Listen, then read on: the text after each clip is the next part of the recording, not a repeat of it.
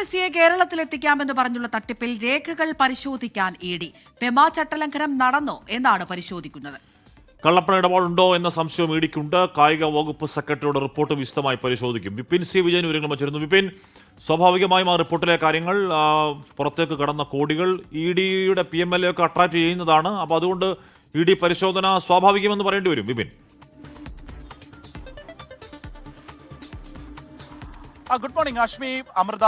ഈ മെസ്സിയെ കൊണ്ടുവരാമെന്ന പേരിൽ നടന്ന തട്ടിപ്പിൽ എൻഫോഴ്സ്മെന്റ് ഡയറക്ടറേറ്റിന്റെ കൂടി ഒരു അന്വേഷണം വരും എന്നുള്ള സൂചനകളാണ് ഇപ്പോൾ പുറത്തു വരുന്നത്. അതിന്റെ പ്രാഥമികമായിട്ടുള്ള കൂടിയാലോചന ഇഡിയുടെ കൊച്ചി ആസ്ഥാനത്ത് നടന്നു കഴിഞ്ഞു എന്നുള്ളത് കൂടിയാണ് നമുക്ക് ലഭിക്കുന്ന വിവരം. ഇതിൽ പ്രധാനമായും അന്വേഷിക്കുന്നത് ഫെമ ചട്ടലംഘനം നടന്നിട്ടുണ്ടോ എന്നുള്ളതാണ്. 126 കോടി അർജന്റീനൻ ഫുട്ബോൾ അസോസിയേഷനെ അയച്ചു, അത് ബാങ്ക് വഴി അയക്കുന്നു എന്ന് പറഞ്ഞു.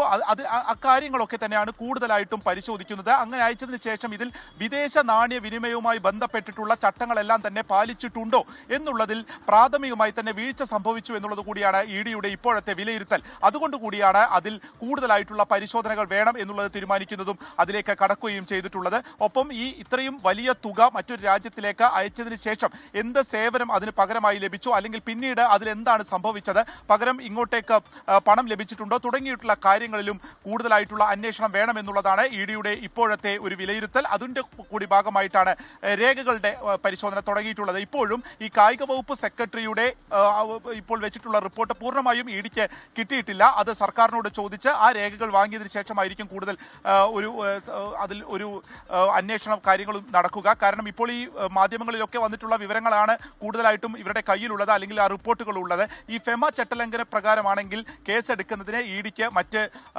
അതിൽ പരിമിതികളില്ല എന്നുള്ളതാണ്. കാരണം കള്ളപ്പണ ഇടപാട് നടന്നിട്ടുണ്ട് എന്നുണ്ടെങ്കിൽ കേരളത്തിൽ അതുമായി ബന്ധപ്പെട്ട ഒരു കേസ് രജിസ്റ്റർ ചെയ്യുന്നു, അതിനുശേഷം അതിൽ ഇഡി അന്വേഷണത്തിലേക്ക് പോകുന്നു. കഴിഞ്ഞ കേസുകളിലൊക്കെ നമ്മൾ അത് കണ്ടതാണ്.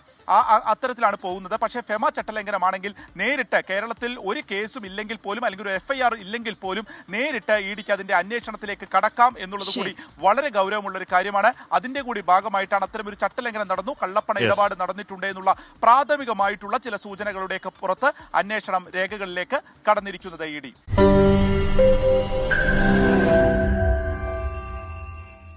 ലോകത്തെവിടെയായാലും ഏത് സമയത്തും 24 വാർത്തകളും ഓഗ്മെന്റഡ് റിയാലിറ്റി പാക്കേജുകളും എക്സ്പ്ലെയിനറുകളും വിശദമായി കാണാൻ ഞങ്ങളുടെ YouTube ചാനൽ നിങ്ങൾക്ക് സബ്സ്ക്രൈബ് ചെയ്യാം.